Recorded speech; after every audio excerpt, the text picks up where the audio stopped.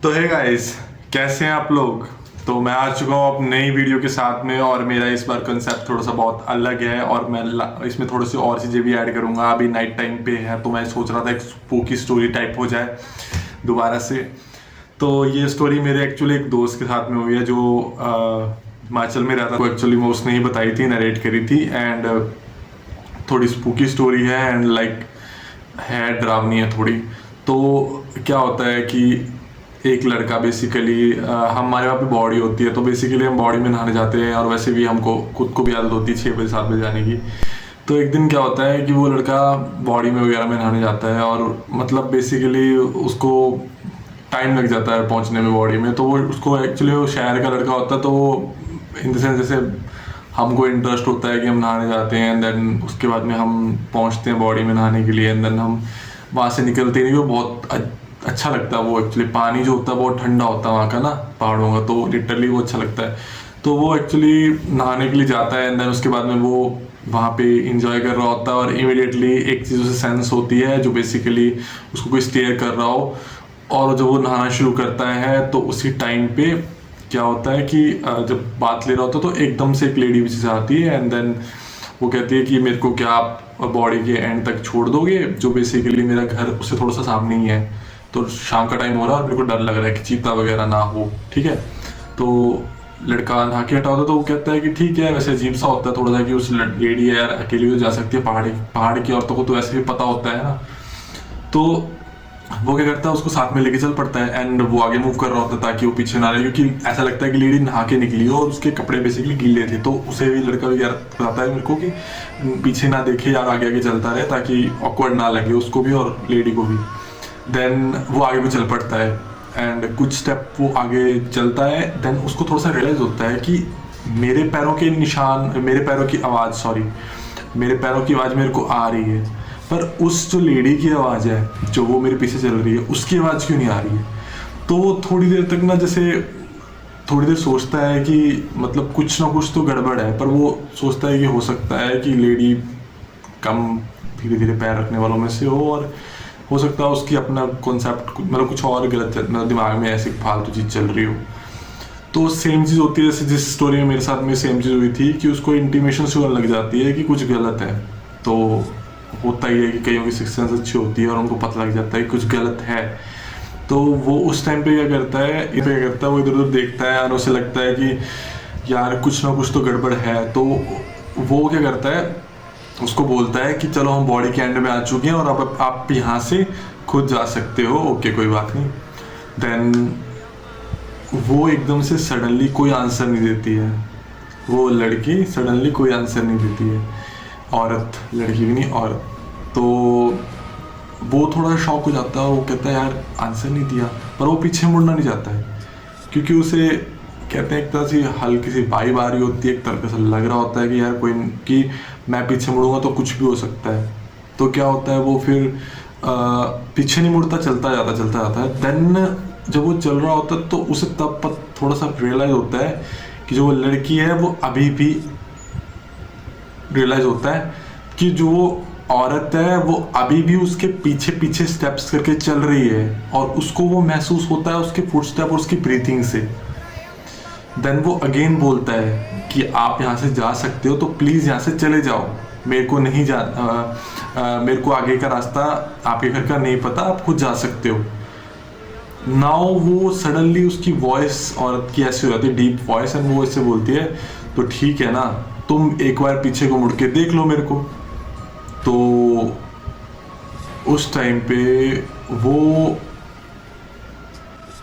एक सेंस उसको ऐसा लगता है कि मेरे को पीछे मुड़ने को क्यों कह रही है। तो बोलता है कि मैम कि आप नहाए हुए हो, नहीं अच्छा लगता, और आप यहाँ से खुद जा सकते हो। और वो पीछे से आंसर कर देती है तो मेरा घर कहाँ है। तो उसे रियलाइज हो जाता है कि अगर वो उसको अपने घर तक ले जाएगा, वहां से सीन कुछ और कन्वर्ट हो सकता था, और वहां से वो अपनी लाइफ में कुछ नेगेटिव एंटिटीज को जोड़ सकता था। तो उसने इसको इग्नोर करके ये सही समझा कि वहां से भाग सकता है, एंड देन वो भागना शुरू करता है। वो लिटरली अराउंड 500-600 मीटर दौड़ता है, और उसको ये रियलाइज होता है कि जब वो भाग रहा होता है तो उसके पीछे फुटस्टेप की आवाज आ रही होती है, जो उसकी फुटस्टेप की आवाज ही नहीं आ रही थी लेडी की। तो ये एक छोटी सी स्टोरी थी एंड मेरे को बहुत स्पूकी लगी एंड यस, थोड़ा इसकी स्टोरी की वाइब भी बहुत अच्छी थी, तो मैंने इस पे स्टोरी बना दी एंड आप उसे इसको मतलब एक तरह से जिनको ऐसी स्टोरीज पसंद है वो इसको एक तरह से ले सकते हैं एंड देन जिनके पास स्टोरी है वो मेरे को फॉरवर्ड या मेरे को इन्फॉर्म कर सकते हैं ताकि मैं उनकी स्टोरी बता सकूं नाम ना बता के। और चलो अब नेक्स्ट बात करते हैं, ये बात खत्म करते हैं। अब नेक्स्ट चीज में आते हैं, नेक्स्ट टॉपिक पे आते हैं। जो नेक्स्ट टॉपिक हमारा है about what work I do and what is my job. So basically I am a software engineer and yes, मेरे को अराउंड 1 year and 3 month का एक्सपीरियंस अराउंड हो चुका है, इससे ज़्यादा हो गया होगा पता नहीं, पर यस हाँ। तो एक सॉफ्टवेयर इंजीनियर या एक बैकएंड या एक फ्रंट एंड किसी भी लैंग्वेज में आप जाना चाहते हो तो आपके लिए क्या इंपॉर्टेंट है ये मैं आज आपको बता सकता हूँ। बेसिकली अगर आप जानना चाहते हो तो, और अगर आप आईटी में बिलोंग करना चाहते हो तो पहली बात तो आपको कोई भी लैंग्वेज आनी चाहिए अच्छे से। सेकंड चीज लैंग्वेज में ग्रास्प अच्छा हो, और उसके बाद में आपके इंटरव्यू स्किल्स बहुत अच्छी होनी चाहिए। अगर आप इंटरव्यू क्लियर भी कर लेते हो ना तो कई कंपनियां, तो आपको एक चीज से बचना है कि जैसे मैंने around 1 year and 3 month around company में स्पेंड किया, एक कंपनी में, एंड यस मेरी मिस्टेक हुई और मेरी मिस्टेक यहाँ इस चीज़ पे थी कि मैं उस कंपनी में ही रहा। तो बेसिकली जैसे मतलब हर किसी के आपको पता ही होगा, हर किसी आईटी में अलग चीज़ होते हैं, एससी होते हैं, कॉल सेंटर में होते हैं, टेक्निकल बंदे होते हैं, आईटी के डेवलपमेंट वाले बंदे होते हैं। मैं डेवलपर में था, मेरी लैंग्वेज कोई थी जो मैं आपको बता सकता हूँ, जो कि बेसिकली जावा थी।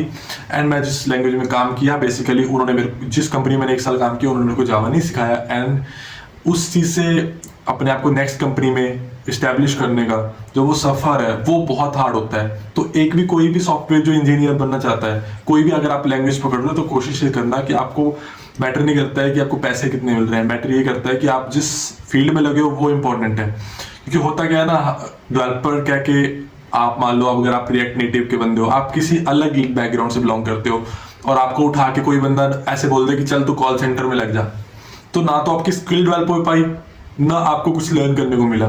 तो वो जो बीच वाला सफर आता है ना, जब आप अपने आप को रिलोकेट करके कोई नई जगह लेके आते हो, वहां रिलोकेशन पे जहाँ पे आप लगते हो ना, वो आपको बहुत हार्ड थिंग्स क्रिएट कर देते हैं।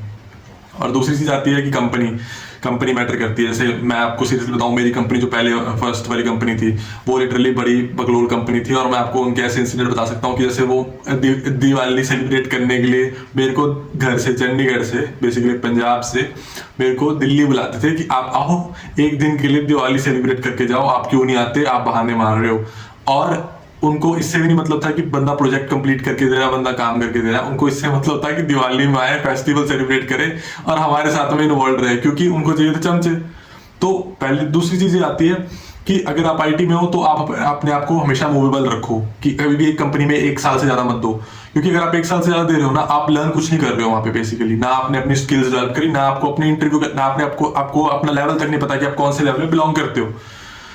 तो ये कई सारी चीजें आ जाती हैं एक डेवलपर या एक आईटी के पर्सन के पर्सपेक्टिव में देखा जाए तो। और हाँ, इश्यूज आते हैं क्योंकि मैं नॉन टेक्निकल टर्म से आया हूँ, और नॉन टेक्निकल के बाद में टेक्निकल होना, दैट इज द थिंग जहाँ पे आपको बहुत प्रिपेयर करना पड़ता है। और हाँ, मेरे लिए हार्ड रहा है, पर मैंने अपने आप को इस्टेब्लिश किया है और मैं कर रहा हूँ अभी भी। तो मेरा तो एक ही है, जो फ्रेशर्स वगैरह लगना चाहते हैं कि भाई अपनी फील्ड में रहना, और कहीं भी अगर आप प्राइवेट में लग रहे हो, गवर्नमेंट में लग रहे हो, अपनी फील्ड से ही जुड़े वाले काम करना। पैसे ना मैटर करते हो, आप इस पे ध्यान देना कि आपको काम सीखने को मिले। कल को ऐसा ना हो कि आप ना इधर के रहो ना उधर के रहो और बाद में बोलो कि भाई ये क्या हुआ। क्योंकि देखो सीधी बात है, मैंने उस टाइम के बीच में ना अपने इंटरव्यू बहुत दिए हैं और मैंने अपने आप को प्रिपेयर बहुत किया है। मेरे को ये था कि मेरे को कंपनी छोड़नी है जैसे भी करके, और सिचुएशंस भी आपको मैंने बताई हैं कि दिवाली सेलिब्रेट करने, यहाँ जाने, वहाँ घूमने के लिए, यहाँ घूमने के लिए।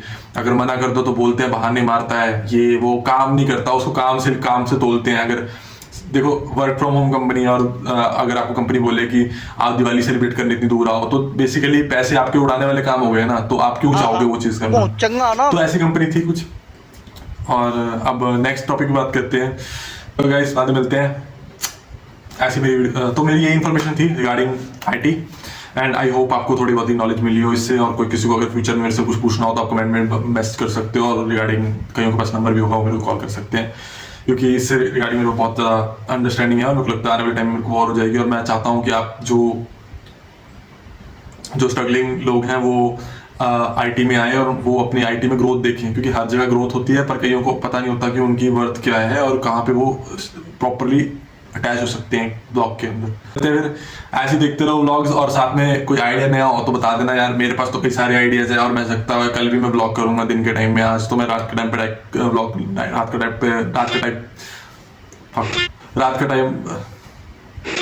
रात के टाइम में ब्लॉग कर रहा हूँ, तो दिन के टाइम में भी करूँगा। हाँ, तो जो मेरे से पूछ रहे थे कि भाई आप मेकअप वगैरह लगाते हो या आप कोई फेस पे कुछ लगाते हो क्या? अरे भाई कुछ नहीं लगाता यार, मैं लिटरली ये जीन्स बोलते हैं इनको, ठीक है, कोई चेहरे पे कुछ नहीं लगाया मैंने आज तक। हाँ, तो बेसिकली आपको क्रीम व्रूम लगाने की जरूरत नहीं है। हाँ, मुंह धो लो, साबुन लगा लो और साथ में अगर फेस वॉश हो वो लगा लो, क्रीम वगैरह नहीं लगानी। मेरे तो छोटे घर वाले वो लगाते थे, पॉन्ड जो होती थी। तो देखते रहो guys vlog, and subscribe and share and like कर देना जैसा भी लगा। मैनी तू सजदी फर्क तैं ही आ, मैं कल दा तू अज दी की सुते देख उठे कौन उठा।